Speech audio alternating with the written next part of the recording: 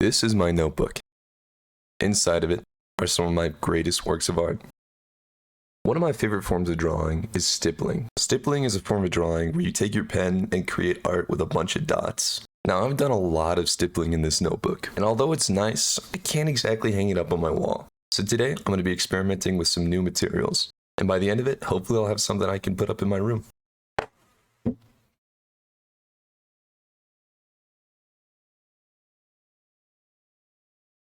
So with the canvas, I already had a few ideas of what I wanted to make, so I got a square canvas because I believe that this would really frame what I was trying to draw well. I've always been a little afraid that my ballpoint pens won't show up well on canvas paper, and just in case, I got these Sharpies.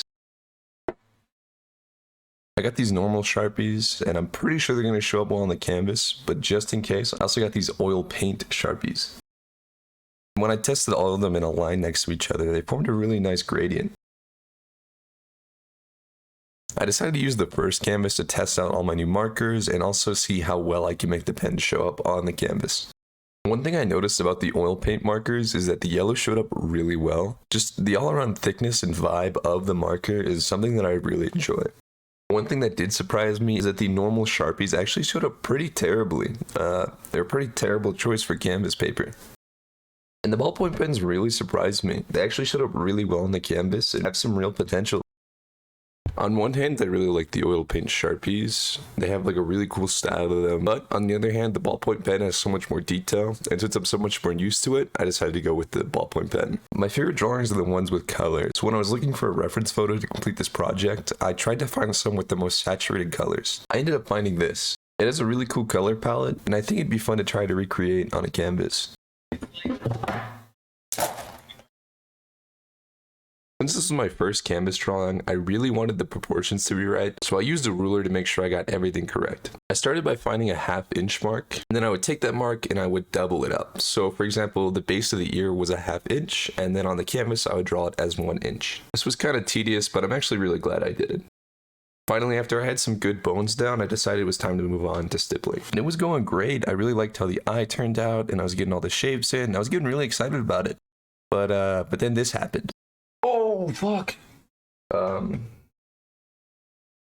just discovered that the pens don't dry immediately when you put them down.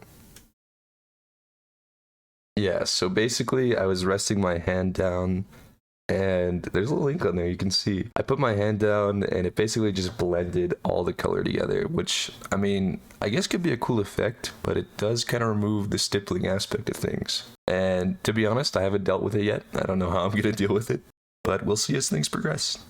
This was kind of scary because I was worried that I wouldn't ever be able to place or rest my hand down on the canvas. If I had to hover my hand with each dot, the amount of fatigue I would get in my entire arm would just be too much. It would take me like months to finish this. Luckily, I learned that paper doesn't smudge the ink, so I could just rest my hand on a piece of paper and then draw from there. At this point, I was kind of just stippling by hand, drawing what I saw, and I was having this issue where right on the mane, I don't really have a lot of color I can put in there, and so what I did instead is I took a green pen and I just started outlining because I knew what the background would be. That way I was able to get to the bottom of the mane and get back to orange. After the stuff with the mane was figured out, the rest of the cat was pretty straightforward. The only issue I had from here is, since the background was looking kind of plain, I decided to copy the trees from the background in the reference photo. This was a terrible idea. I was like, it'd be super hard to get these all figured out one to one and measure them and make them look right. So I just decided to draw them at whatever scale I wanted. Even with me just drawing them at whatever scale I wanted, I haven't worked on this project in weeks, man. I dread the idea of trying to draw leaves for another hour. It's terrible. So I have to figure something out.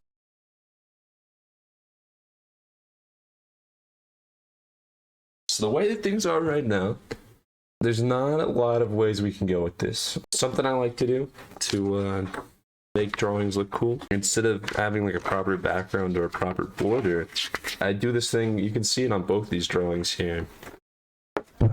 I like, probably this one's probably the better, but you can see like it kind of fades away a little bit. Oh my god. Anyways, as I was saying, you can see it kind of fades away a little bit, and it's kind of like it's made out of dust and it's like flying away. I really like that effect. It's probably better shown off here. It's like the Infinity War fading away. What I kind of want to do is I want to do that on the cat, but we're a little invested. So what if I made it kind of look like fire?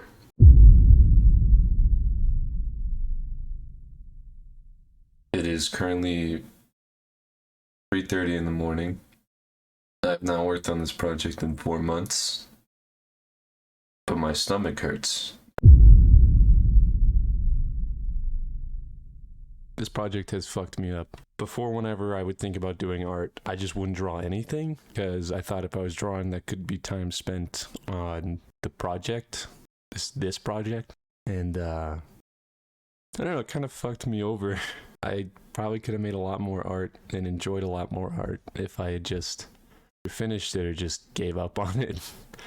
Today I was like, you know what, I'm gonna finish it and I'm gonna get back to doing normal things because, you know, I mean, that's the first idea. It's like overpromise to yourself. No, I think I'm gonna destroy the painting. On one hand, I'm like, I don't want to destroy art, but I have plenty of pictures. It is not going anywhere. If I destroy it, I will still be able to look at this video and see what it was like. If I don't destroy it, I'm gonna keep thinking that I want to work on it. So I don't want to feel trapped anymore. I actually completely forgot about it. I made these 2 drawings in the last 2 months. Well, I made these in the last 2 days, and I didn't even think about working on the art project.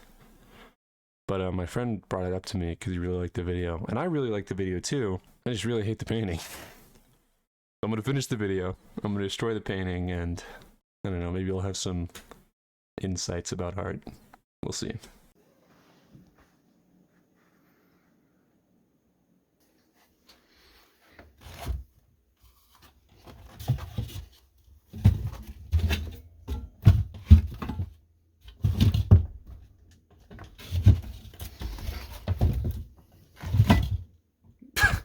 Goddamn.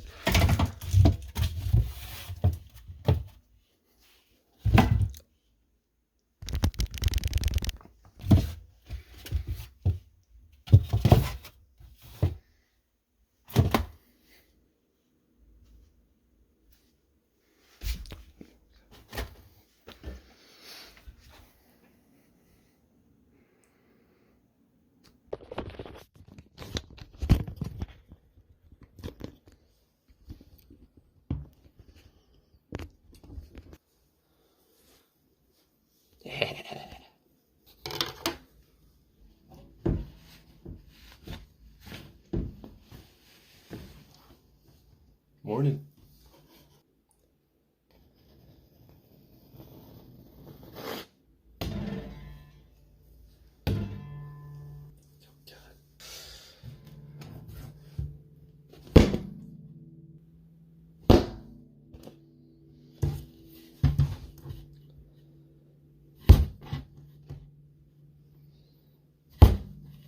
Shit.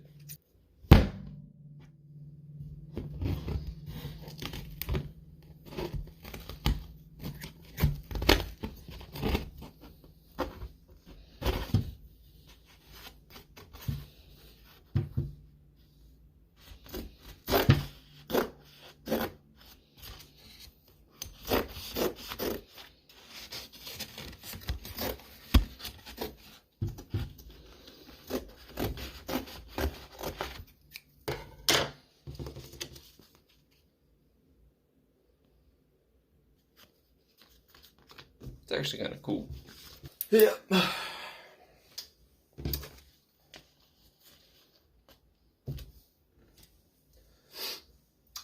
That was probably the most disturbing thing I've ever done. That was like genuinely horrifying watching that, but weirdly therapeutic. I actually kind of think I could make it into something cooler, but I know that I don't need to. Like, this could be the end. In a weird way, it kind of feels like the art project wasn't the painting and the art project was actually this video. When I was rewatching this from start to finish to just see how the video felt, it is really different from when I like just opened this up today and now where I am now.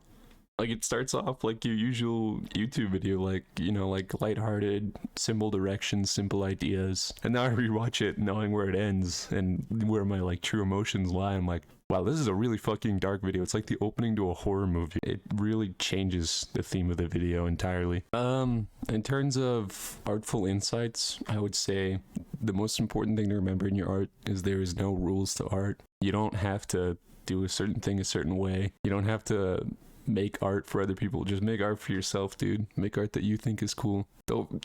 Just don't feel like there's rules to art. There are no rules to art. Do whatever the hell you want. But yeah, that's it. Goodbye.